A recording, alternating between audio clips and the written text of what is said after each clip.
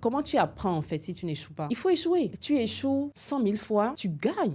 Et tu gagnes plus que celui qui a réussi du premier coup. Moi, je dis qu'il faut échouer. Si tu n'échoues pas, tu n'apprends pas. Elle s'appelle Princesse Dina. Elle est à la fois chef d'entreprise et actrice dans une des séries les plus populaires du moment, Apparence. Et son parcours est tout sauf ordinaire. Comment elle a bâti son business? Quelles ont été les difficultés en tant que femme dans un milieu parfois fermé? Comment elle a décroché ses premiers gros contrats? Et comment elle s'est retrouvée devant la caméra dans un rôle qui a bouleversé sa vie? Préparez-vous à un échange sincère, inspirant et rempli d'enseignements.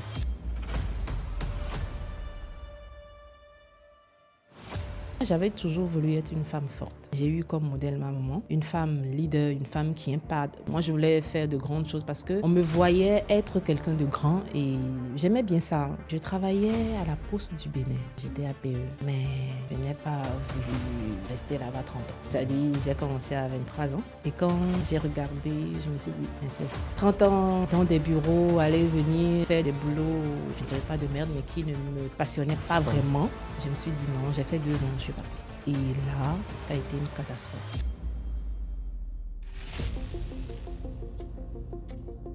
Il fallait que je sois à mon compte. Il fallait que je crée quelque chose. Il fallait que je dirige, que je lead. Parce que j'ai la capacité de rassembler du monde, de fédérer, de donner des instructions, de piloter et que ça marche. Je voulais être. Et être, c'est être entrepreneur. C'est comme ça que je suis arrivée. Je suppose que tu as dû faire face à pas mal de contraintes et tout. Comment est-ce que tu as pu faire face à ces difficultés-là pour faire de toi la personne que tu es aujourd'hui? Comment est-ce que tu as pu les surmonter, tout ça? Alors, je dirais que... Bienvenue dans ce nouvel épisode du podcast, l'endroit où l'on explore les parcours de ceux qui osent, qui créent et qui inspirent. Aujourd'hui, j'ai le plaisir de recevoir une femme exceptionnelle. Elle est à la fois chef d'entreprise et actrice dans une des séries les plus populaires du moment. Princesse Dina, bienvenue dans le podcast. C'est un honneur de t'avoir comme invitée. Merci Léo, bonjour à toi. Bonjour. Merci de m'avoir invité. De rien. Est-ce que tu peux te présenter pour ceux qui ne te connaissent pas? Alors, pour ceux qui ne me connaissent pas, je suis Princesse Dina Béni. Okay. Le nom de famille, c'est Béni. Okay. Et Princesse Dina. Okay. Il y en a qui disent que Princesse, c'est un pseudo ou un surnom. Mais non, c'est vraiment mon prénom. Alors, Princesse Dina Béni, je suis entrepreneur et chef d'entreprise. Je travaille dans le marketing, l'événementiel. Et je suis actrice de cinéma, consultante, entrepreneur dans le digital, tout ce que tu veux. J'ai plein de casquettes. Je suis mère, femme et béninoise. Enchanté de te recevoir ici. Et c'est que ce podcast va être un banger. Préparez-vous. Ok. Tu t'es présenté. Est-ce que tu peux nous dire un peu dans quel contexte tu es né? Parce que beaucoup te voient à la télé en tant qu'actrice, en tant que chef d'entreprise également. Dans quel contexte tu es né? Tu as grandi? Est-ce que tu peux nous en dire un peu plus? Alors, je suis née dans un contexte modeste. Okay. Mon père est congolais, musicien. Okay. Et donc, avec 2 femmes. Okay. Il a eu 2 femmes, donc j'ai grandi dans la... Je ne dirais pas polygamie parce que, bon, l'une des mères a dit non, je n'en veux pas, je ne dirais pas laquelle. Et donc, on n'a pas grandi dans ce contexte-là. Donc, j'ai grandi dans un contexte monoparental. Donc, je l'ai dit finalement. Donc, j'ai grandi avec ma mère qui était déjà un leader. J'ai eu une enfance assez bien. Hein. Je ne manquais pas de grand-chose. Je suis allée à l'école, j'avais de bonnes notes. J'allais à l'église. Donc, l'enfance, c'était église, école, maison. OK. Surtout. Et puis, c'était bien. C'était la belle époque. On n'avait pas de soucis. Maintenant, il y en a beaucoup. Ah, beaucoup trop. Ok, super. Merci déjà pour ça. Et tu es parti à l'école, tu as eu un parcours.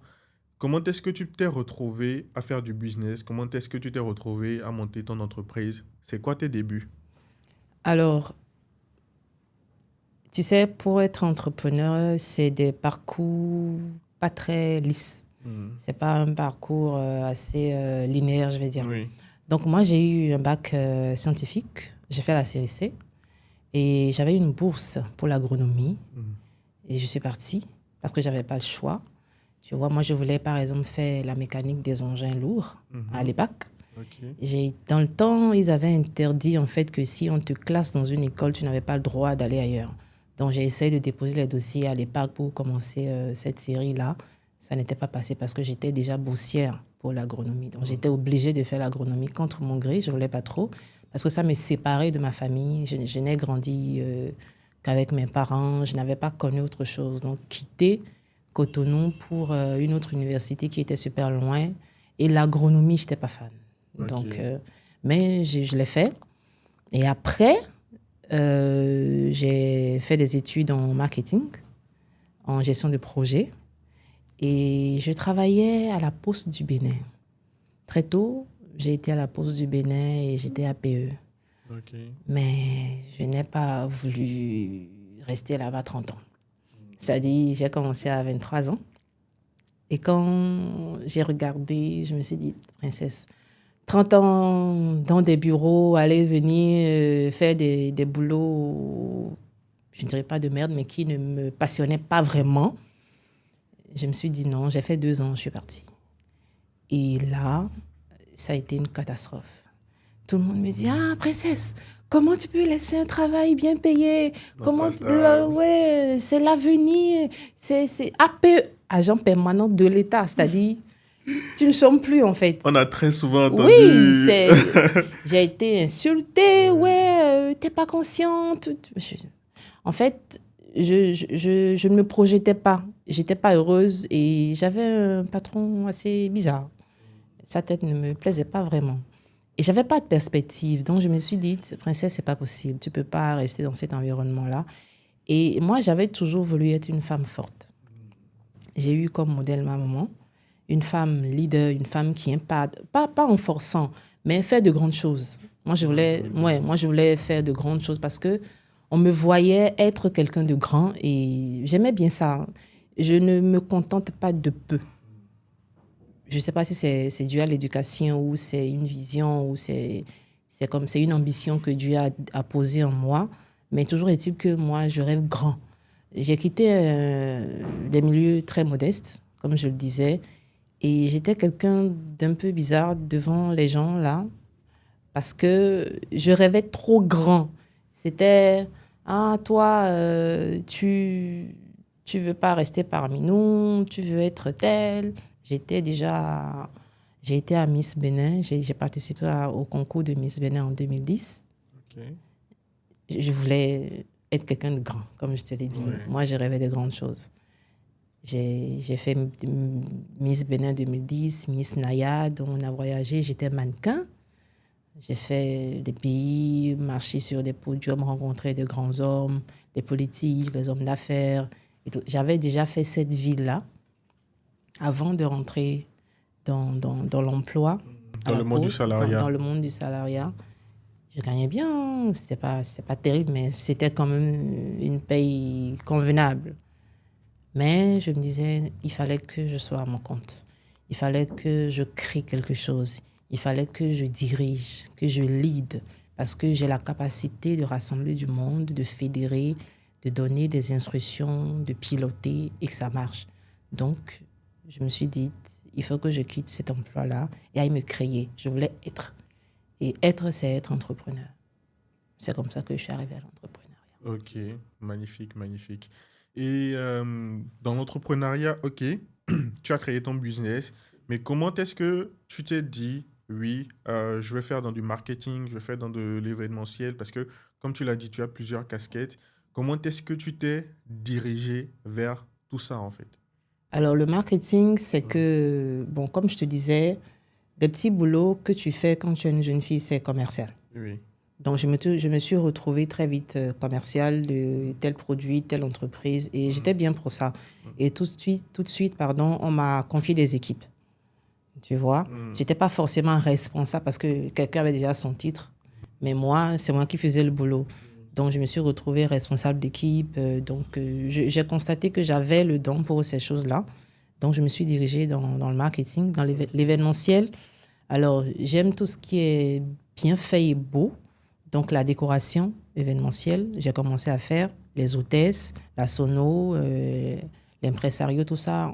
Je fédérais une équipe et on faisait les anniversaires, les conférences, tout ce qui est événementiel, public, privé, institutionnel, tout ça, on faisait ça. Donc, en fait, c'est parti d'un boulot que je faisais chez quelqu'un, dans une entreprise, que je me suis vue capable, en fait, de gérer des équipes. Ce qui a fait que je suis allée dans le marketing, représenter des produits, vendre, piloter, etc. Ok, super, super. Et je suppose, comme tout début, il y a des difficultés, il y a des problèmes qu'on rencontre. Euh, je suppose que tu as dû faire pas mal, tu as dû faire face à pas mal de contraintes et tout. En tant que femme, surtout en tant que femme, parce qu'on sait que le milieu entrepreneurial, il n'y a pas beaucoup de femmes, bon, comparativement aux hommes et tout. Comment est-ce que tu as pu faire face à ces difficultés-là pour faire de toi la personne que tu es aujourd'hui? Comment est-ce que tu as pu les surmonter, tout ça? Alors, je dirais que dans le milieu entrepreneurial, il y a beaucoup de femmes. Oui, ok, Et il y a beaucoup de femmes qui entreprennent à divers niveaux, à divers degrés. ok. Tu vois, donc tout ce qui est coiffeuse, couturière, Effectivement. styliste, Mhm. pardon, vendeuse de tel, elle a une marque de chips, une marque de, je sais pas, n'importe quoi, où la personne s'est levée, elle a entrepris elle-même. C'est déjà de l'entrepreneuriat. Donc, à divers niveaux, à divers degrés. Alors moi, je rêve grand. J'ai toujours voulu être grande, comme je te l'ai dit. Donc, moi, j'ai vu les choses en grand. Comme j'avais des capacités, j'ai écrit, je te le disais déjà en coulisses tout à l'heure, ça fait 10 ans que j'ai enregistré ma structure. Mm. Je travaillais bien avant. Mm. Mais on va dire officiellement que j'ai 10 ans de carrière, si tu veux. Ouais. Donc, moi, j'ai vu que j'avais des capacités, des compétences en marketing événementiel. Et je mettais ces compétences-là au service des gens. Et je me suis dit, ah, mais pourquoi, tiens, je ne crée pas une structure? Donc, je crée une structure, je mets des équipes et je commence. C'est difficile, on ne te prend pas au sérieux. Parce que tu sors rencontrer les hommes. Tu sors rencontrer des dirigeants. Tu vas expliquer ton projet, défendre ton budget, parce qu'on va te donner un budget, on va te demander d'expliquer tel. Si, par exemple, si c'est un projet événementiel, tu vas faire une fiche, tu expliques tout et on te demandera de justifier. Donc, on ne te fait pas forcément confiance. C'est après 2, 3, 4, 5, 6 événements ou 3, 4, 5, 6 stratégies marketing qui ont été des succès qu'on commence maintenant à te prendre au sérieux. Donc, forcément, c'est pas un mythe, c'est pas méchant. Si on ne te connaît pas, on ne peut pas te confier de l'argent. Si on ne connaît pas ton expérience, on ne connaît pas ton savoir-faire, on ne peut pas te confier une campagne. C'est pas possible. Donc, c'est pas de la méchanceté. C'est juste que il faut que tu montres ce dont tu es capable. Et c'est ce qui a été fait. Dieu merci. Ça fait 10 ans. Et j'en ai rencontré. J'ai eu de grands partenaires. J'en ai eu en tout cas. Donc, difficultés, je les ai surmontées parce que je n'avais pas le choix. Tu sais, généralement, quand tu n'as pas le choix, tu n'as pas le choix. Exactement. C'est pas comme si j'allais laisser aller faire autre chose. C'est-à-dire, dès que tu as une difficulté, il faut la surmonter. Moi, en fait, je suis obligée de la surmonter. Je ne vais pas croiser les bras et attendre, oh Seigneur, descends, oh là là, comment je vais faire? Bon, après, les chrétiens, tu pries, oui, mais tu passes à l'acte. Tu fais ce qui fait qu'on ne t'accorde pas la confiance, tu essaies de le régler. Tu Exactement. comprends? Tu identifies le Tu problème. identifies le problème et tu le solutionnes. Ouais. Parce que si tu ne le solutionnes pas, personne ne le fera. Et ça va demeurer. C'est-à-dire, si tu quittes ce client parce qu'il est peut-être grincheux, il est peut-être bizarre, il n'est pas compréhensible, machin, tu vas ailleurs, ben, ce sera la même chose. Parce que c'est pas à ta tête, en fait, qu'on fait. C'est juste parce qu'on ne te connaît pas, parce que les problèmes, il y en a, il y en aura toujours. Parce que tu n'as pas encore fait tes preuves. C'est tout.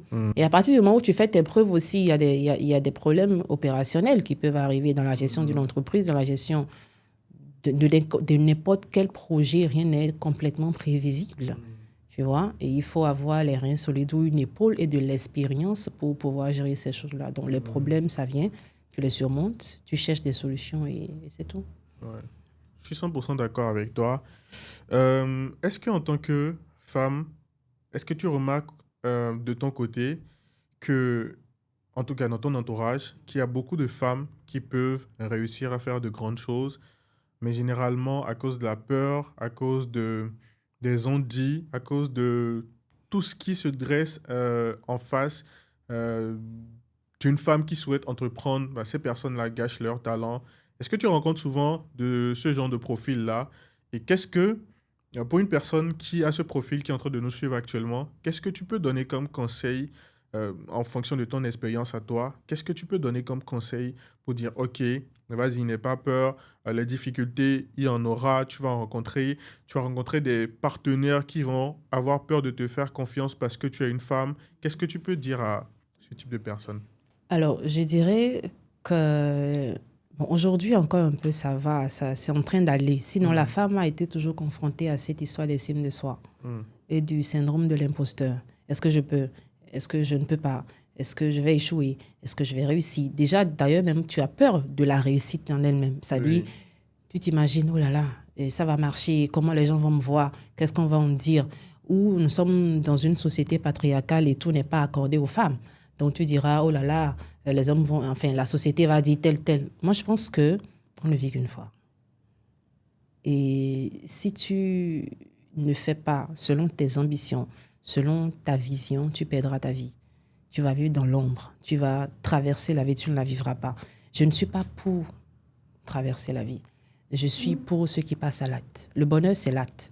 Le bonheur, c'est pas je l'aime moi non plus. Le bonheur, c'est quand tu vas lui dire je l'aime et il va te le renvoyer. C'est là que tu es heureuse en fait. C'est pas je l'aime, tu rêves. Oui, ok, tu rêvasses. Mais ok, mais après, quand tu vas le lui dire et qu'il ne réagit pas en fonction de ton amour et qu'il ne répond pas à ton amour, là, je donne un exemple, mais Oui. c'est des illustrations. Le bonheur, c'est quand tu passes à l'acte. Si tu tombes amoureux de quelqu'un, 3 semaines, 3 mois, 5 mois, 6 mois, je sais pas, des fois ça se calme, Oui, des fois ça passe. exactement. Et c'est quand la personne viendra te dire je t'aime que ça va peut-être Réveiller. réveiller. C'est ça le bonheur. Ouais. Le bonheur, c'est de passer à l'acte. Si tu es dans la stabilité ou je sais pas, si tu es statique et que tu ne bouges pas et que tu as des envies et que tu as de la passion pour quelque chose, tu as une vision, tu as de l'ambition et que tu ne passes pas là, tu es malheureux. Je dirais que tu ne risques rien à aller essayer. Tu peux échouer. Il faut échouer. Moi, je dis qu'il faut Il échouer. faut échouer. Si tu n'échoues pas, tu n'apprends pas. Clairement. Comment tu apprends, en fait, si tu n'échoues pas? Mm. Il faut échouer. Il faut échouer. Tu échoues 100 000 fois. Tu apprends. La 100 000e fois, tu gagnes. Ouais. Et tu gagnes plus que celui qui a réussi du premier coup. Parce que toi, Tu auras tellement appris. Exactement. Tu auras appris toutes les 10 000 facettes de la chose que l'autre n'a pas encore perçue. Parce que Ouais. même ceux qui ont gagné aujourd'hui, ils perdront demain. Donc, je dirais, ne pas avoir peur de se lancer dans n'importe quoi. Ok, aujourd'hui, d'ailleurs, même c'est les multipotentiels qui sont à l'honneur. Je sais faire ci, je sais faire ça, je suis multipotentiel. C'est cool. Fais tout, travaille dans tous les domaines que tu veux, là. Échoue, réussis. Si c'est une passion, si c'est un don, si c'est un talent qui n'est même pas encore peaufiné, tu ne maîtrises même pas tous les contours, lance-toi. Les ont dit là, ils vont dire. Mais ça va te nourrir. Tu seras dans l'action. Tu sauras que ça là, tu l'as fait et il reste une suite. Imagine, tu ne le fais pas et tu es là. Tu n'en sauras rien. Tu es là, tu vas juste traverser la vie. Tu vas mourir sans avoir rien réalisé. Voilà. Tu seras malheureux parce que tu vas même Dieu te demandera. Qu'est-ce que tu as fait? Ma fille, quand je t'ai envoyée sur terre. Parce que les dons, les talents que Dieu a déposés en nous, c'est pour qu'on... C'est pour les exploiter. C'est pour les exploiter. Et c'est au profit d'autres personnes. C'est même pas pour nous. Donc, cette femme-là, cette jeune fille-là qui n'a pas le courage de se lancer, déjà, tu te rends malheureuse, mais tu rends malheureuse les autres personnes qui pourront profiter de ce que tu as donné. Exactement. Et là, tu n'accomplis pas ton destin sur terre, j'aimerais dire. Parce qu'on ne vit pas que pour nous, on vit pour les autres. Tu es un modèle pour quelqu'un, ta vie, tes difficultés sont des motivations pour quelqu'un. On ne vit pas forcément pour soi. En plus, dans nos sociétés africaines, j'aimerais dire, quand tu réussis, tu ne réussis pas que pour toi. Tu réussis pour la famille. Exactement. Les cousins, bras Ton longs, bras entourage, courts. voilà. Tu réussis pour Ta tout mère, le monde. ton Surtout père. les mères, les Oui. pères, les frères. Tu portes une famille. En plus, imagine si tu as un grand destin, tu portes une génération. C'est ça. C'est ça. Et imagine, tu ne passes pas à l'acte, mais tu vas nous perdre, meuf, j'ai envie de dire. C'est ça. Je suis 100% d'accord avec toi et merci vraiment d'avoir mis l'accent dessus.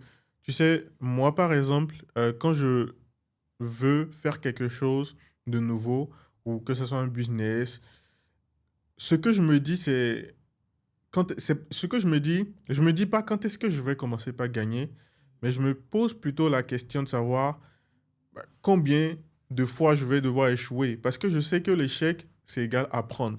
Tu échoues, tu apprends. Parce que personne ne rencontre des difficultés, ne rencontre des problèmes sans tirer des leçons de ces difficultés-là. Et ça, le plus important. Échouer ne doit pas être vu comme une façon de tomber, mais plutôt une façon de se dire, OK, voilà quelque chose qui me rapproche encore plus de mon succès. Et quand c'est comme ça, le succès, il est encore plus magnifique parce que tu sais que tu as eu à rencontrer des difficultés, à résoudre des problèmes. Et c'est ça le propre de l'être humain. L'être humain il résout des problèmes fréquemment, tout le temps. Il n'y a jamais aucun problème qui n'ait pas de solution. Il faut chercher, chercher.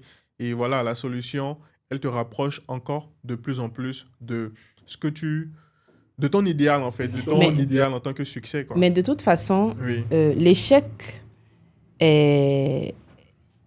Je disais que c'était une leçon, mais oui, encore plus, c'est une manière de perfectionner finalement ce que tu exactement. proposes, que ce soit une solution ou un produit. Si tu as échoué, c'est parce que la solution n'est pas parfaite. Ouais, On est je d'accord? suis 100% Si d'accord. la solution était parfaite, elle n'allait pas échouer. Si tu avais pensé à tout, tu n'allais pas échouer. Si tu avais tout maîtrisé, tu n'allais pas échouer. Donc, si tu as échoué parce que tu n'as pas maîtrisé telle facette de la chose, Exactement. tu comprends? Ouais. Tu as échoué parce que cette facette de la chose, soit tu ne la maîtrises pas, soit tu n'as pas pris ça en compte. Donc, on te montre que, ah, mais, Voilà, il y a quelque chose que tu ah as oui, oublié. donc Ouais. maintenant, comme tu as échoué, tu prends ça en compte.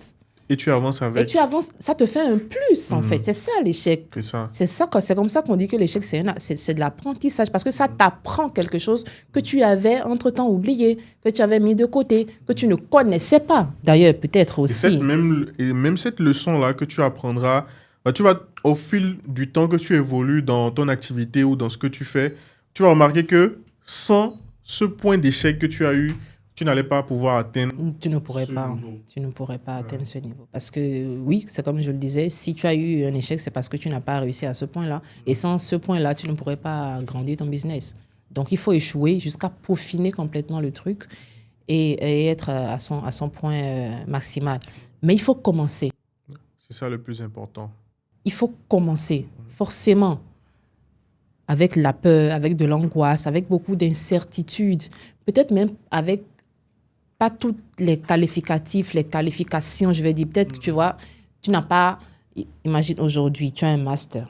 Je suppose si on va rentrer dans ceux qui étudient beaucoup, parce qu'aujourd'hui, bon, on sait déjà qu'il ne faut pas forcément avoir un background éducatif assez important pour faire de l'argent. Si on parle d'argent, je ne parle pas d'éducation et de... Tu as un master, tu en fais un second, tu fais une certification, tu en fais un troisième, un quatrième, cinquième, une énième certification et tu ne passes jamais à l'acte. Ça ne sert à rien. Ça ne sert à rien. Ouais. Tu es là, tu as peur. Oh là là, est-ce que je suis assez compétente? Est-ce que ce n'est pas de l'usurpation? Est-ce que je ne suis pas en train de leur mentir? Est-ce que je suis fiable? Au Est-ce final, que c'est du temps perdu. ce n'est que du temps perdu? Imagine, tu commences et tu vois que je ne suis pas assez fiable sur ce point-là. Ce point-là, tu le travailles. Exactement. Mais tu es fiable sur les autres points. Exactement.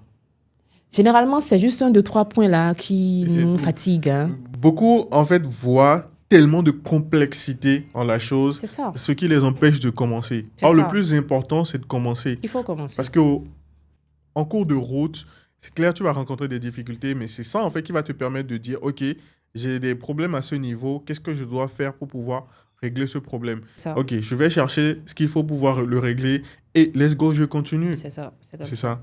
C'est comme ça. Merci beaucoup.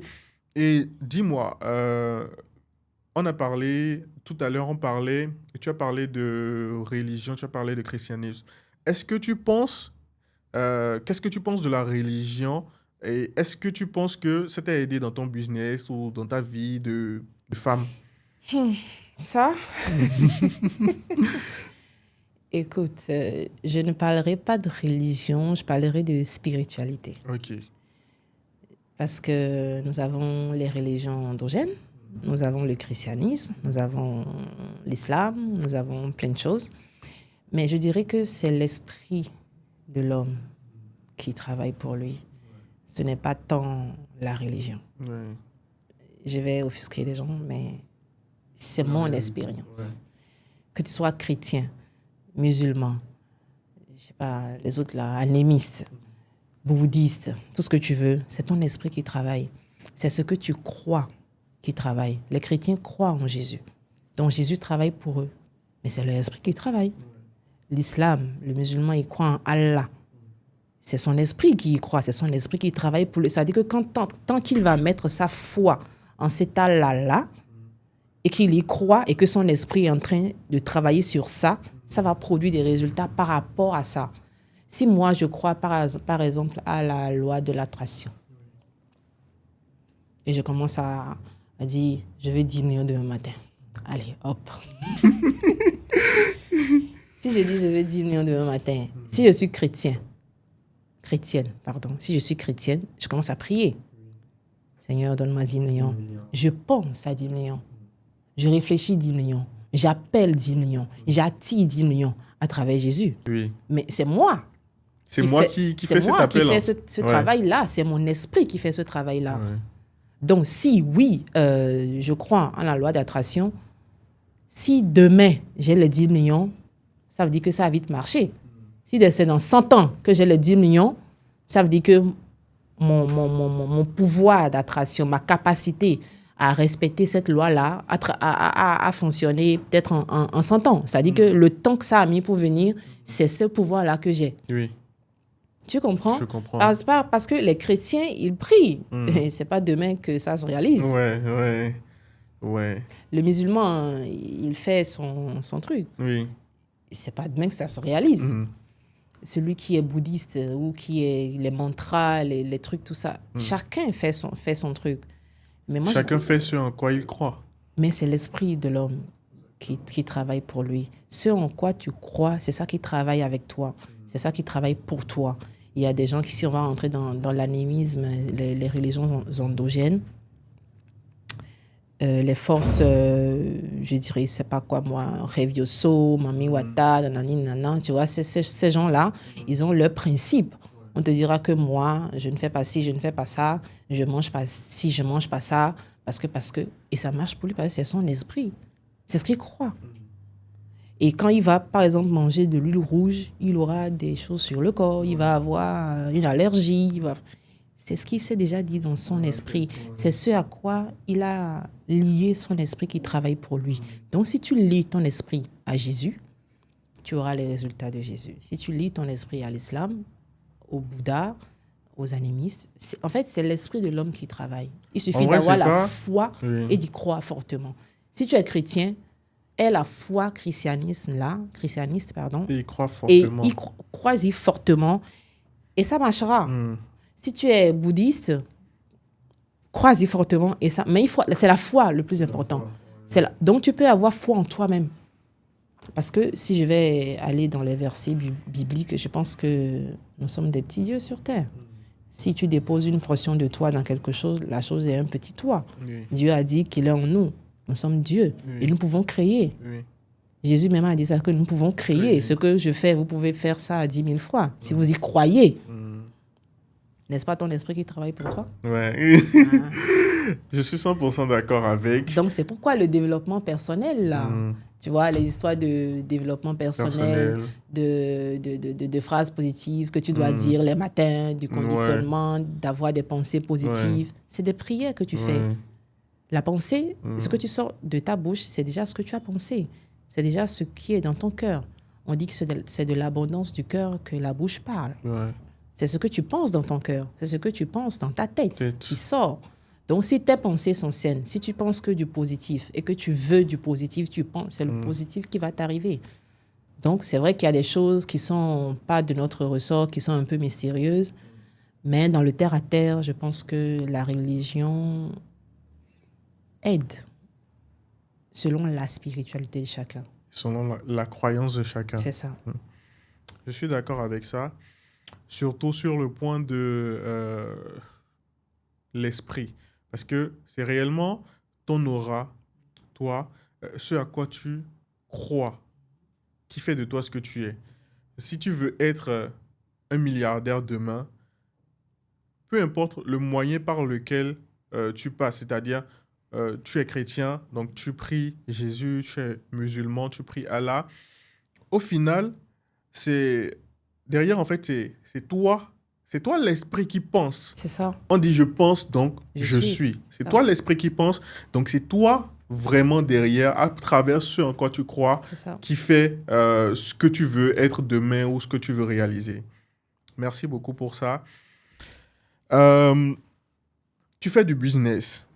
Est-ce que tu peux nous dire un peu, je sais que tu as de gros contrats, est-ce que tu peux nous dire un peu en tant que femme qui travaille dans un milieu, en tant que femme qui s'impose, euh, peut-être quel a été le plus gros contrat que tu as eu à gérer en un mois en termes de chiffres?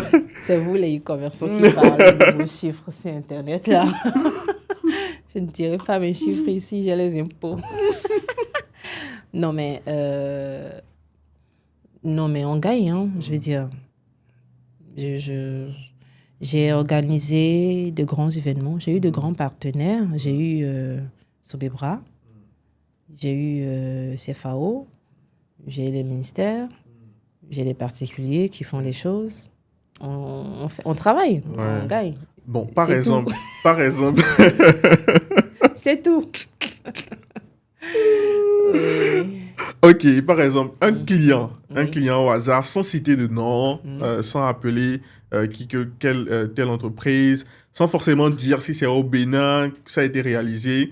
Peut-être un contrat, peut-être qui t'a choqué, ou je sais pas. Alors, j'ai déjà eu un contrat de mobilisation de commerciaux sur un an, sur tout le territoire national. Et pour un gros client, je vais dire une grande entreprise de la place, et c'était très bien. Juste ça, c'était beaucoup, c'était bien. Et on a mobilisé des femmes, des hommes pour parler du produit, vendre le produit du nord au sud pendant un an. Et c'était bien. Ok, super. Venons-en à à ton rôle d'actrice. Comment est-ce que tu t'es lancée dans ce domaine? Comment est-ce que, je ne sais pas si c'est venu à toi ou c'est toi qui es venu à cela en fait. Comment est-ce que tu as cette casquette-là d'actrice également? Alors, je te disais que l'enfance, je l'ai passée à l'église, à l'école et à la maison.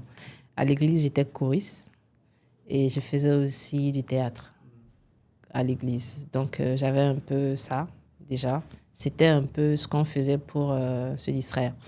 Mais à l'école, par contre, je n'avais pas le droit d'aller dans les journées culturelles. J'en avais pas le droit parce que niet, il fallait pas le faire. Donc, à 18 ans, on m'a toujours dit, dès que tu seras majeur, tu pourras faire tout ce que tu veux. Parce que moi, j'ai été éduquée avec beaucoup de rigueur. Dès que tu auras 18 ans, dès que tu seras majeur, tu verras tout ce que tu... J'ai dit, OK, à 18 ans. Je suis rentrée dans le mannequinat. Je suis rentrée partout. Handball, basket, j'ai tout fait. En fait, tous les loisirs qu'on m'interdisait. Je suis rentrée dedans. Et je suis donc allée vers le cinéma aussi. J'avais des groupes de jeunes là, on faisait du cinéma. Mais ce n'est pas un milieu qui est très développé, très organisé dans le pays. Donc, on ne peut pas prétendre travailler dedans et gagner sa vie. Donc, c'était juste un hobby, on va dire, tu vois. C'était juste à côté où c'est comme les chanteurs de douche là, tu vois. Tu chantes dans ta douche, tu penses que tu as une belle voix, mais bon, pas forcément. Ouais. Quelqu'un se sent visé là. Donc, c'est ça. Bon, j'avais ça. J'avais ce petit don-là, un petit talent comme ça que je développais déjà à l'église. Et après, quand j'ai eu mes 18 ans, je suis entrée dans des troupes par-ci et par-là.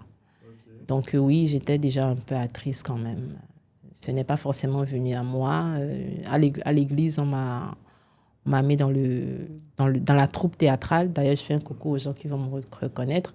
Je sais que vous avez été fiers de moi quand j'ai sorti dans Apparence. Donc, voilà. Ok. En parlant d'apparence, c'est une série qui a explosé et qui continue de faire parler. C'est une série dans laquelle tu as tourné. Comment s'est passée ton audition? Alors, je disais d'ailleurs tout à l'heure que le cinéma n'était pas encore vraiment très organisé au pays, tu vois. C'est pas un milieu encadré, régularisé et tout ça, régulé. Donc, je n'étais plus dedans. J'avais commencé à faire mes activités, donc il n'y avait pas forcément de plateau où je tournais. Donc, un jour, il y a un ami qui m'appelle. Ah, princesse, j'ai entendu parler d'un rôle là. Je pense que c'est pour toi. Ouais. Je pense que tu vas le faire. Oui. On voit 2-3 photos, on va voir déjà ce à quoi tu corresponds physiquement. Et après, tu viendras au casting. Alors, ils ont fait les premiers castings déjà depuis 2021. 2021, bon, alors pour les séries comme ça, ça dure très longtemps. Donc, on fait les castings, on les refait, on les refait jusqu'à ce qu'on peaufine le tout. Donc, ils ont commencé les castings en 2021. Et moi, ce n'est qu'en 2024, là, qu'on m'a fait signe.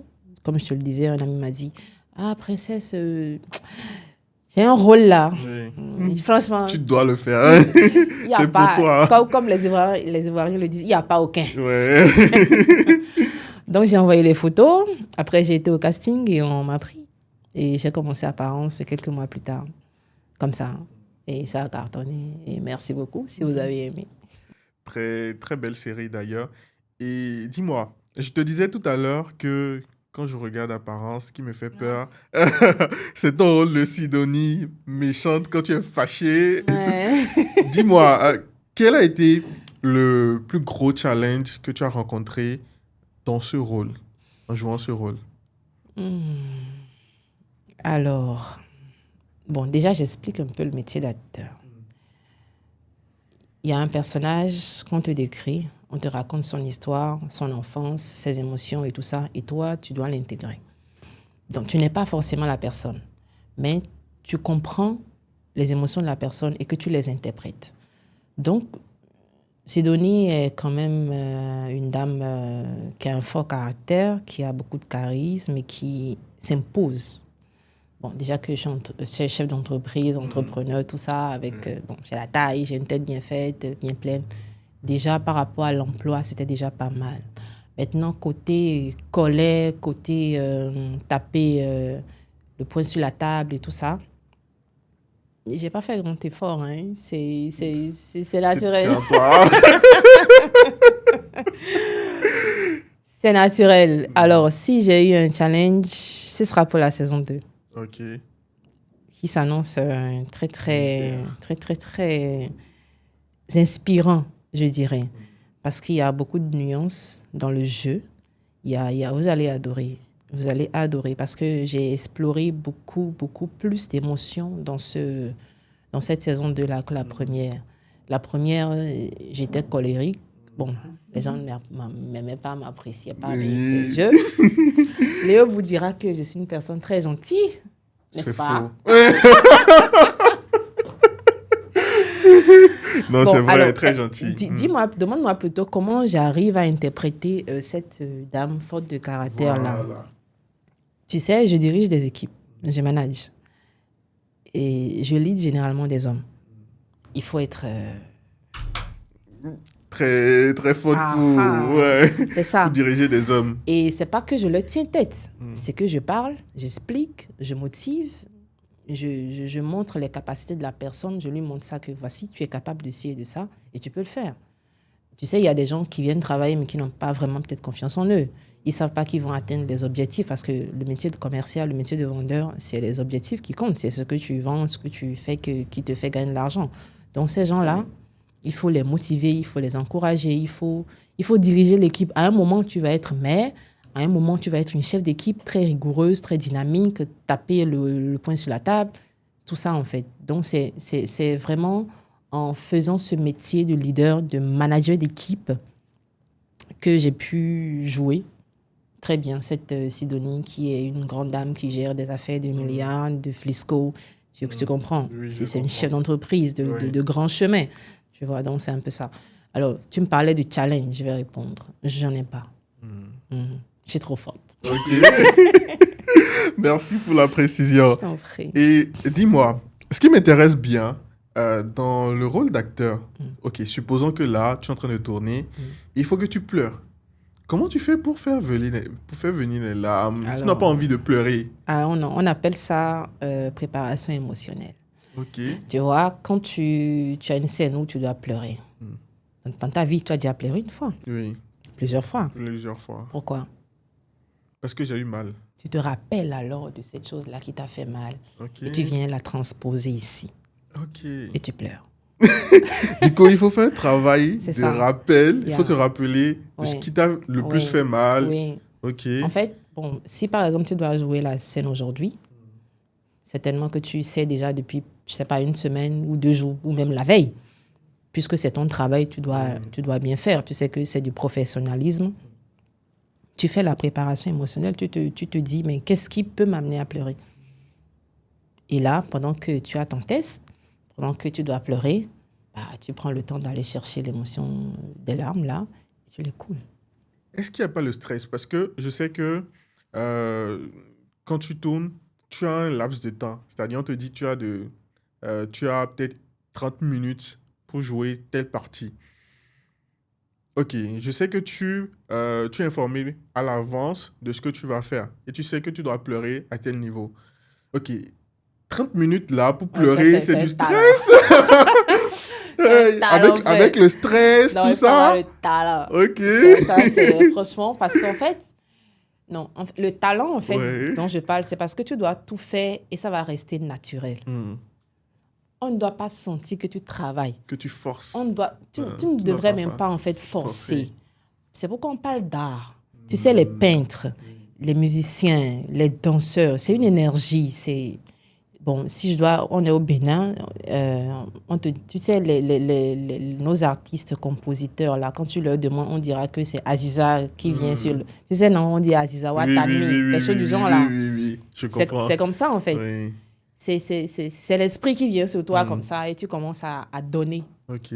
de toi, de ce que tu as, ce don-là, et tu transcris, tu transmets, tu exprimes, et ça impacte l'autre. C'est stressant, mais c'est du boulot. À force d'être aussi... Non. Non. Attends. À force d'être aussi joueuse, comment Ouais. est-ce que tu fais pour ne pas mélanger ça dans la vraie vie? Tu peux pas mélanger dans la vraie vie. Tu joues. Oh là là. Cette question, elle est difficile. Bon, alors, est-ce que tu sais qu'un être humain a plusieurs facettes? Oui. En lui-même déjà. Un être humain, il est fâché, il est triste, il est heureux, il est amoureux, il est désespéré, il est malade, il est ça. Est-ce que quand il est fâché, il va se rappeler de quand il était heureux? Non. Donc quand tu joues, Tu es là pour le moment présent. c'est juste le moment présent. Dès que tu as fini, des fois même, alors ça c'est une petite anecdote, depuis qu'on a tourné Apparence, ça a été un succès fulgurant et les gens nous reconnaissent dans la ville. Moi, j'oublie que je suis Sidonie, je te jure. J'oublie, je fais ma live. Dès que je sors de la maison, ah, c'est Tata. Oh my God, je suis Sidonie. On t'appelle même Sidonie. Je fais, oh oui, je suis Sidonie, c'est vrai. Bonjour, vous allez bien? J'oublie. Parce que c'est fini, en fait. Dans ma tête, moi, j'ai été fait une prestation et c'est fini. Je n'ai pas à vivre avec ça. Je ne vis pas avec ça. Tu reviens à ton naturel. Et c'est tout. Donc, par exemple, quand tu seras dans une condition où une chose va t'arriver, tu seras fâché, tu es fâché et ça passe. Et ça, tu pourras peut-être l'amener sur le plateau quand on va te demander de jouer une scène dans laquelle tu seras fâché.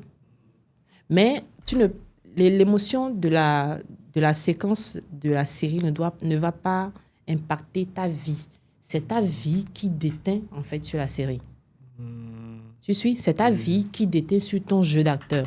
Ce n'est pas le jeu qui déteint sur ta vie. C'est pas possible. C'est ce que en fait, c'est toi qui donnes vie à l'acteur. C'est ce que tu es que tu donnes à ton jeu. Et non l'inverse. Et non l'inverse. L'inverse, ça n'existe pas. En fait, c'est une fiction. Sidonie Oni n'existe pas. Personne ne s'appelle Sidonie Oni dans la vie. Mais Princesse a incarné Sidonie Oni à la télé. Et Sidonie Oni reste un personnage fictif. Moi, Princesse Bénie, je suis une autre personne. Si tu me fais A, ce que Princesse dit, ce n'est pas ce que Sidonie dit quand on lui fait A. Tu suis? Oui. Moi, mon naturel, il est à part. Quand le Sidonie Oni qu'on a construit viendra à la télé, elle fera aussi son jeu. Donc, c'est moi qui donne du corps à Sidonie Oni, pas l'inverse. Super. Merci. Est-ce que tu as un conseil à donner à quelqu'un qui souhaite se lancer dans l'acting, une femme ou un homme, peu importe? Lancez-vous. Aujourd'hui, les réseaux sont très ouverts. YouTube, Facebook, TikTok. Même si vous n'êtes pas encore connu, il y en a déjà partout. Hein. Vous faites des petites vidéos sur Internet, on vous repérera. Si vous avez des informations sur les castings, vous y allez. Sur YouTube aussi, vous pouvez prendre des cours. Comment faire ci, comment faire ça. Et... Lancez-vous. Alors, ce n'est même pas seulement dans l'acting. Je veux dire, dans la vie, moi, ce que je donne comme conseil le plus aux femmes, aux hommes, à tout le monde, à ceux qui me prennent pour modèle, c'est que si tu veux quelque chose, va le chercher. Si tu ne le fais pas, qui le fera pour toi? Personne. Donc, que ce soit dans l'acting, dans l'entrepreneuriat, dans la vie en général, si un homme te plaît, va le chercher. Si une femme te plaît, va le chercher. Si un boulot te plaît, va le chercher. Si des études te plaisent, va les chercher. Par exemple, moi, j'ai repris les études plus tard aussi. Je n'avais pas vraiment fini parce que j'ai eu des vicissitudes de la vie et tout ça. Mais après, j'ai repris très tard. Et je les ai finis. Imagine, je ne suis pas passée à l'action. Je serais restée dans le regret de ça. Et la vie n'est pas faite pour des regrets. On n'a qu'une vie. Tu n'as qu'une vie. Si tu échoues, tu sauras que tu as échoué. Au moins, tu auras essayé et tu auras appris quelque chose. C'est toujours mieux que quelqu'un qui n'a rien fait. On dit que ceux qui n'échouent jamais sont ceux qui n'essayent jamais. Si tu n'as jamais posé un acte, tu ne pourras pas échouer. Tu ne pourras non plus réussir. Donc, tu vas rester juste dans les gens qui subissent. Dans la vie, il ne faut pas subir. Il ne faut pas subir. Dans la vie, il faut être. Il faut passer à l'acte, il faut passer à l'action, il faut s'affirmer. Il faut être. Il faut être. Il faut être. Ce que tu veux être là, il faut l'être. Sois-le.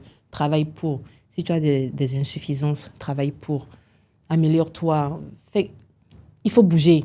Il ne faut pas rester juste là et attendre que Jésus-Christ descende du ciel. Ça fait 2000 ans qu'il est parti, il ne s'est pas ramené. Donc, je ne sais pas quand est-ce qu'il va revenir. Mais en attendant, il faut se bouger. Ouais. C'est ça.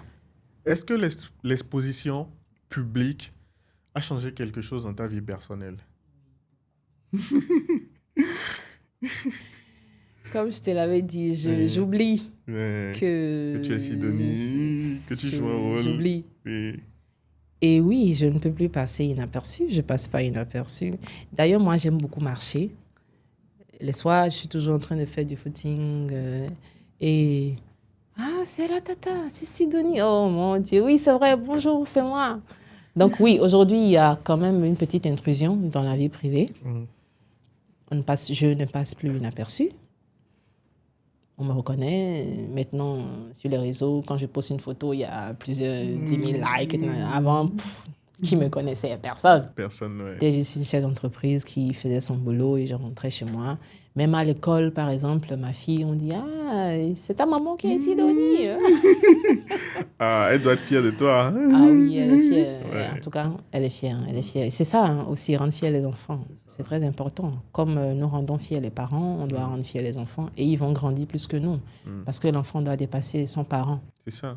Nous devons dépasser nos parents et eux doivent nous dépasser. Donc oui, il y a une intrusion dans la vie privée. C'est les conséquences du succès, on va dire. C'est quoi ta plus grande fierté aujourd'hui? Ah, alors c'est d'avoir pu réaliser mes rêves, je vais dire. Oui. J'en ai plein. Mais je suis fière parce que j'avance. Je suis fière parce que j'ai quitté un point A pour un point B. Bon, j'allais dire X Ok. pour aller à Z. Mais c'est-à-dire, ce de quoi je suis fière, c'est que je ne reste pas statique, je bouge. J'ai envie de quelque chose qui est Z, certainement, mais j'ai quitté A, je travaille pour avancer. Je sais que Z est quelque part là-bas et que je vais l'atteindre. Donc ma fierté, c'est la façon dont j'évolue dans ma vie, la façon dont je gravis les échelons, la façon dont les escaliers, je suis en train de les prendre one by one et je monte. Oui. C'est ça, ma fierté. Je ne te dirai pas que le boulot que je fais est une fierté. J'ai voulu monter une entreprise, je n'ai pas voulu travailler pour quelqu'un. Je l'ai réussi, ça fait 10 ans que je bosse pour moi-même. Ce n'est pas de tout repos, mais ça va, c'est un choix et j'en assume les conséquences. J'ai évolué, marketing, événementiel, fintech.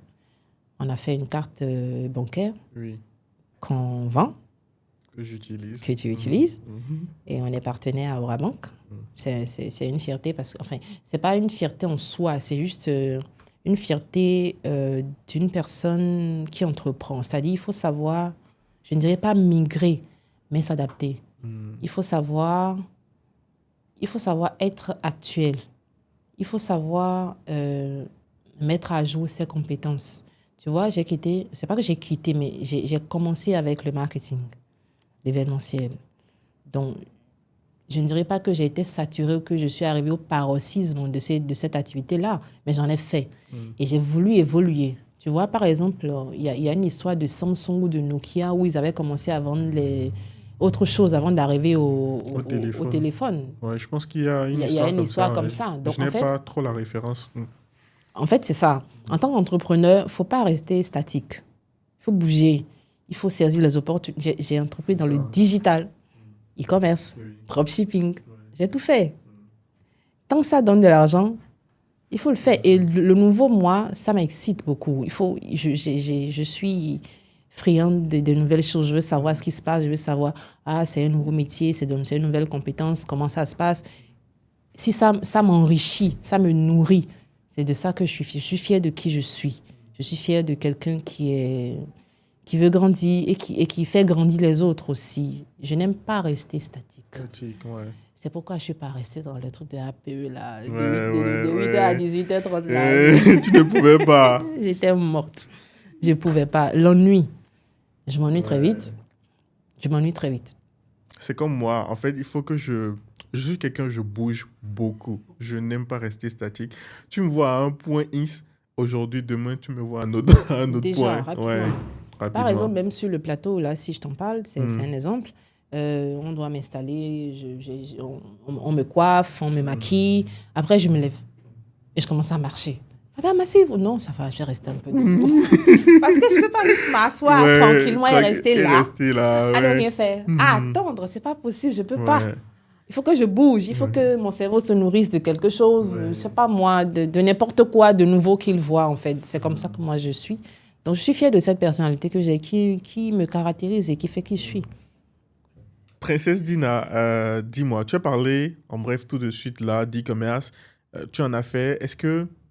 C'est quoi ton avis par rapport à ça? C'est quoi ton point de vue dessus? Alors, je dirais qu'il y a beaucoup de vendeurs d'illusions sur les 1 million d'euros que vous faites en ligne chaque jour là.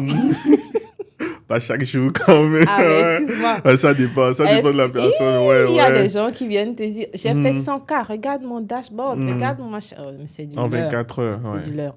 Alors, je dirais que l'e-commerce, c'est de l'entrepreneuriat. C'est un commerce comme tout autre. C'est un business comme tout autre. Tu maîtrises les rouages, tu le fais, tu peux échouer, tu peux réussir. Tu peux échouer et réapprendre jusqu'à ce que tu gagnes. Toujours est-il que, comme c'est dans le digital, on ne s'y connaissait pas trop. Ouais. Donc, les gens apprennent. Et dès qu'ils ont un petit échec au premier abord, ils se disent non, que c'est de l'arnaque, on m'a vendu une formation de merde. Alors que non, même dans la vie réelle, si tu as un business, c'est pas automatiquement que quand tu le fais, tu réussis. Même tu peux réussir aujourd'hui et échouer demain. C'est comme on le disait tout à l'heure. Dans l'e-commerce, c'est du commerce en ligne. C'est pas que ça n'existe pas. Aujourd'hui, tout le monde paye pas Momo. Aujourd'hui, tu achètes quelque chose, on te livre. On te livre, oui. C'est ça, c'est déjà ça l'e-commerce. Ouais, c'est du commerce C'est ça. C'est digital, Internet. ouais. Donc, c'est tout. Donc, maintenant que tu le fasses au Bénin, au Togo, en Côte d'Ivoire, ou que ce soit du dropshipping que tu fais et que tu livres n'importe où et que ton magasin soit en Chine, Ouais. tu vois. Donc, beaucoup de personnes qui sont lancées croyant que c'était juste facile, mais rien n'est facile dans la vie. Hein. Soit tu le fais, tu te perfectionnes, tu persistes surtout. Tu sais, faire 10 000, 15 000 ou réaliser n'importe quel chiffre le mois en e-commerce, c'est possible. Oui, c'est possible. C'est possible. On l'a fait. Donc, voilà. En fait, c'est pas que c'est de l'impossible, en fait. Donc, quand on dit tu peux réaliser 10, 15, 5 000 euros par mois, c'est que c'est réel, en fait. Oui, c'est que c'est réellement réel. Tu peux le faire. Mais en fait, ça dépend de toi aussi, la manière dont tu t'y mets. Oui, parce justement. que beaucoup de personnes voient juste la chose en mode c'est facile, je monte une boutique, blabla, let's go. Mais le travail qu'il y a derrière, les difficultés qu'on rencontre derrière. L'équipe que tu mets, parce que tu ne peux pas tout faire. C'est ça. Les difficultés, et c'est en cela que l'IA aujourd'hui aide dans beaucoup de choses. Oui, oui. Parce qu'aujourd'hui, avec l'IA, tu n'as plus besoin de te dire, OK, tu vas mettre en place une équipe pour pouvoir bosser. Tu peux travailler avec des gens, mais par exemple, en temps pour le SAV, il faut gérer le service client soi-même, répondre. Oui, mais aujourd'hui, tu peux Faire mettre les créas, des chatbots qui répondent. Le chatbot, l'IA fait les créas. Bref, l'IA aujourd'hui aide dans beaucoup de choses. Mais les gens ne veulent juste pas accepter le fait que, OK, avec le digital, comme dans la vie réelle, il faut du travail, il faut s'investir. Et comme on le disait tout à l'heure, beaucoup de gens n'ont pas envie de commencer, ne commencent juste pas. Ou beaucoup de gens ont juste, bon, pas, je ne dirais pas ont juste, mais goûtent. C'est-à-dire, je vais goûter, voir. Enfin, le goûter, voilà. En fait, ces gens... Je vais mettre je sais pas, les 1000 euros, je sais pas, c'est 4... Bon, OK, je fixe la formation à 100 euros, si tu permets. Si je mets 100 euros, en fait, ils entendent, je mets 100 euros et je gagne 10 000 euros. Mais quand ils commencent et ils ne gagnent pas les 10 000 euros, ils ne gagnent même pas 1 euro, ils se disent, ah, mais tout le monde ne peut pas gagner les 10 000 euros aussi. C'est genre 1-2 personnes sur 100 ou sur 1000. Oui, et c'est clairement vérifié. Quand on a une formation... Et quand on vend une formation, c'est pas tout le monde et tous ceux qui vendent la formation le savent. C'est pas les 10%. Hein. c'est pas tout le monde qui réussit. Oui. Mais en fait, la formation, elle est là pour guider, pour aider, pour montrer un chemin à suivre. Mais derrière, est-ce que tout le monde... L'acheteur ne veut pas faire d'efforts. L'acheteur... C'est ce qu'on dira. Oui. L'acheteur veut prendre ta formation, appliquer et réussir. En temps, c'est pas une potion magique, une formation. Et en plus, le digital, ça va tellement vite. Très vite. La technique d'il y a 2 semaines, elle est déjà révolue. On est déjà... Parce qu'il y a une autre IA qui est déjà sortie aujourd'hui, qui fait déjà tout. Et si tu n'es pas au courant, tu peux pas utiliser pour faire tes chiffres. Donc, c'est pour ça que je dis, en fait, un entrepreneur doit être à l'affût des nouvelles technologies, des nouvelles compétences, des nouvelles capacités, tout ce qui est nouveau, qui va te faire grandir. Parce que tu entreprends pourquoi? Pour mettre une structure sur place, grandir. J'espère que tu veux grandir et être comme les grands d'aujourd'hui, même si tu commences petit. Pour grandir, il ne faut pas juste rester sur ses lauriers, il faut bouger, il faut... Bon, le président Talon dit quelque chose, de se faire entourer des gens qui sont compétents. Donc, c'est comme ça. C'est les compétences. C'est ça. Donc, si toi, un entrepreneur, tu es là, tu dors sur tes lauriers, tu n'as pas de nouvelles compétences, tu ne recrutes pas des gens qui ont de nouvelles compétences. Tu ne cherches pas à évoluer, tu ne cherches pas à tu es te mettre à la statique. page et tu n'es pas à goût du jour. C'est comme même un employé qui a un ancien diplôme là et qui n'a plus de nouvelles certifications, de nouveaux trucs. On va le jeter au profit de nouveau. C'est ça, en fait. Il faut s'actualiser. Sinon, tu vas mourir. Aujourd'hui, ça va trop vite. Moi, je suis déjà un fossile devant toi. Parce que je n'ai pas 20 ans. Hein? Non, pas tant que ça. Tu ne ressembles pas à un fossile. Même, je discutais avec un ami hier par rapport au fait... je rebondis sur le fait d'évoluer, de chercher à évoluer. Je discutais avec un ami, il me disait hier que il n'y a que l'héritier qui a le droit de dormir. Ouais. Il n'y a que l'héritier C'est vénard, là. qui a le droit de dormir. Donc, quand on parle de dormir, ce n'est pas tout le monde dort. Mais en fait, quand on parle de dormir, C'est se on parle, reposer sur ses lauriers. Là. voilà, d'éveil, en fait, de conscience. C'est ça. Et on parlait un peu d'un domaine, bon, je ne veux pas forcément citer le domaine, mais il disait que, OK, prenons l'exemple de quelqu'un qui est le numéro un dans, par exemple, l'e-commerce. Je cite un domaine au hasard. Donc, numéro un dans l'e-commerce. Mais en fait, il n'est pas le seul qui fait ce business, n'est-ce pas? Donc, il y a d'autres personnes. Donc, on parle par exemple d'Amazon. Prenons l'exemple d'Amazon. Il n'y a pas qu'Amazon qui a un site qui vend en ligne et qui livre des gens. Il y a plein de plateformes. Mais pourquoi est-ce que Amazon est toujours leader? Amazon est leader parce que Amazon travaille beaucoup. Amazon met beaucoup d'efforts dans... par exemple, aujourd'hui, avec Amazon, tu peux commander et recevoir en 24 heures. Je regardais, par exemple, une interview d'un YouTuber qui est parti dans un des entrepôts d'Amazon en France. Ils ont implémenté l'IA, il y a des robots partout, il y a de grandes choses. C'est des investissements. C'est ça. Et si l'entrepreneur qui a cette structure n'a pas cette vision d'évoluer, parce qu'il y a des années en arrière, il n'y avait pas tout ce qui est robot aujourd'hui, qui aide. Si la personne derrière ce business n'a pas cette vision d'évolution, bah, la personne là ne pourra pas mettre en place tout ce qu'elle a mis en place aujourd'hui, tout ce qu'il y a dans les entrepôts d'Amazon, les robots, tout ça pour pouvoir évoluer. C'est ça.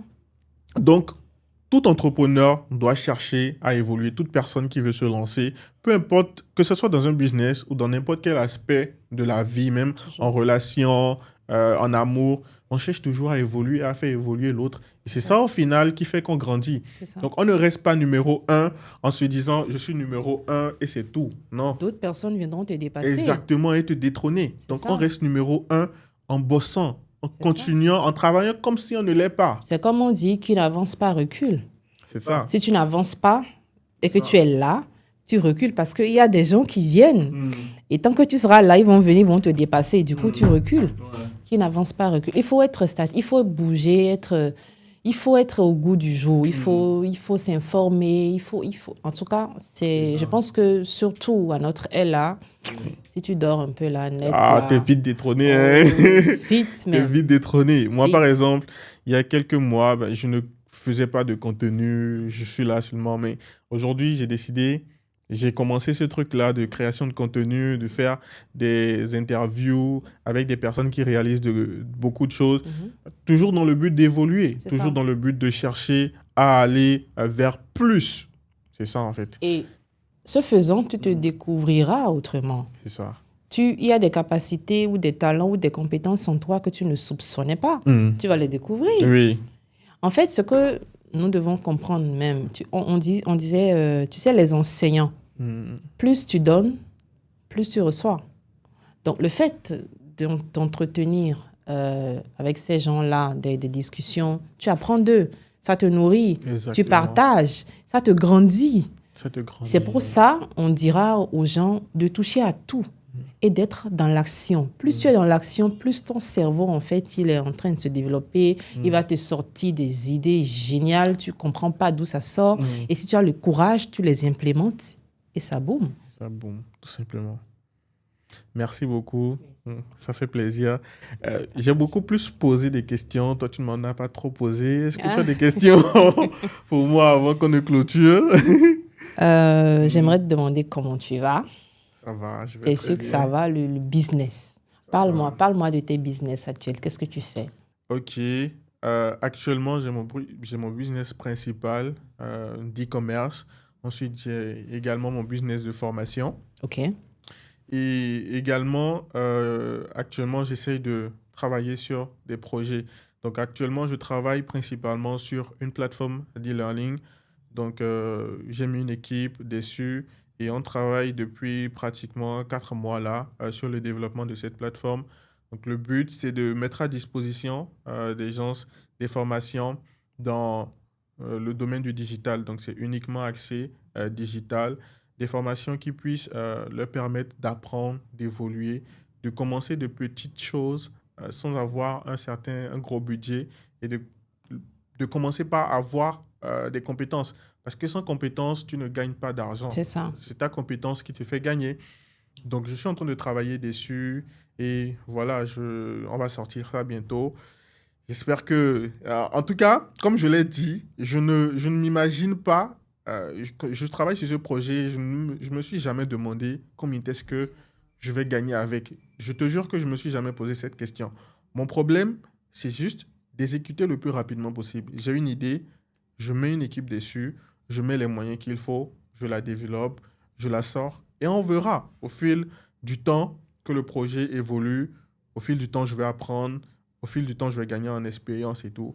Et tout ça fera le résultat que j'aurai derrière. Excellent. Ouais. Je t'encourage Merci. à le faire. Je t'encourage à bouger. Je t'encourage à prendre des jeunes avec toi. Alors, ce que tu es un entrepreneur, on va le dire comme ça, je le suis aussi. Si j'ai un conseil à donner à un jeune frère ou même si je peux souffler à un aîné, ce qui est bien de faire, c'est de pouvoir se mettre ensemble. Aujourd'hui, sinon depuis toujours, le Béninois ne sait pas se mettre avec son frère. On a tendance à faire moi seul, Oui. moi seul. Ensemble, on va plus loin. Ensemble, on est plus fort. Ensemble, on est plus lourd, on est plus solide. Imagine, j'amène ce que j'ai, tu amènes ce que tu as, un autre amène ce qu'il a, mais on est immense. Ouais. Mais nous, à nous seuls, moi toute seule, ça va, je suis quelqu'un. Je pèse. Si je vais quelque part, on sait que c'est Madame Princesse qui est là. OK, si toi et moi allons quelque part, on dit que c'est une telle société qui vient et que voici les partenaires, les associés. C'est ça.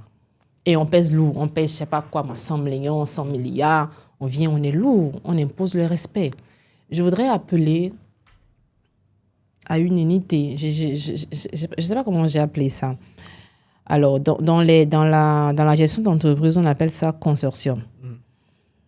Mais ce n'est pas exactement ce que j'ai envie de dire. J'ai envie de dire qu'il faut que des projets naissent avec des entrepreneurs soudés, ensemble. C'est petit, c'est trop peu d'être tout seul à faire tout alone. Il faut qu'il y ait des choses ensemble de cette jeunesse-là qui fédère. Qu'il faut qu'il y ait une ligue, je ne sais pas quoi, une ligue d'entrepreneurs. Il faut qu'il y ait... Je veux, en tout cas, moi, mon rêve, enfin, un rêve, une vision. Tu vois, si par exemple, je me lève et dis je veux 10 entrepreneurs à côté de moi et qu'on forme un truc et qu'on va démarcher des marchés de milliards. Tu vois ce que je veux dire? À moi seule, je ne peux pas y aller. Mais si on est ensemble... Ça pèse. Ça fait son poids. Je veux qu'on arrive à là, parce que le Bénin ne connaît pas ça. Tu vois les Nigériens? Oui, ils sont très soudés. Tu vois les Libanais? Tu vois les Indo-Pakistanais? Ouais. Ils sont partout. Le Béninois n'a pas ça. Dès qu'un Indo-Pakistanais rentre dans ton pays, c'est que toute sa famille va venir. Le Libanais, dès que le cousin est là, c'est fini. C'est que la famille est déjà là. Ouais. Et tout le business, c'est là. C'est pas pour lui. C'est pour un arrière-grand-père ou bien c'est pour tout le consortium, c'est pour tous les frères ensemble. Le seul Libanais ne peut pas se lever pour dire c'est mon entreprise. C'est pas le sien. C'est pas possible. C'est pas son entreprise à lui. C'est l'entreprise de la famille ou bien de tous ses frères et sœurs, de tous ses amis. Il faut ça. Je suis d'accord avec le toi. truc d'être trop chacun dans son coin, alone, on fait nos petites... démonstration, on a nos petites victoires. C'est vrai, ça renforce l'estime de soi. Ton ego, je suis. Mais imaginons, on se met ensemble et on fait quelque chose de grand. Ça, c'est pour l'Afrique que je parle. Il faut qu'on grandisse. Il faut que l'Afrique aille dans une autre dimension. Je comprends. Tu comprends ce que je veux dire? C'est très profond. Et tu as raison. Il faut que l'Afrique aille dans une autre dimension. Chacun dans son coin, je suis tel, je fais tel. Ouais. Ça ne suffit pas. Ça suffit pas. Ça suffit pas. Imagine nos jeunes filles qui pilulent sur les réseaux aujourd'hui, qui vendent toutes quelque chose. Ça suffit pas. Ça suffit pas. Imagine elles se mettre ensemble. et elles ouvrent un gros magasin, je ne sais pas, une grande plateforme de vente de quelque chose. Et elles sont toutes dessus. Imagine.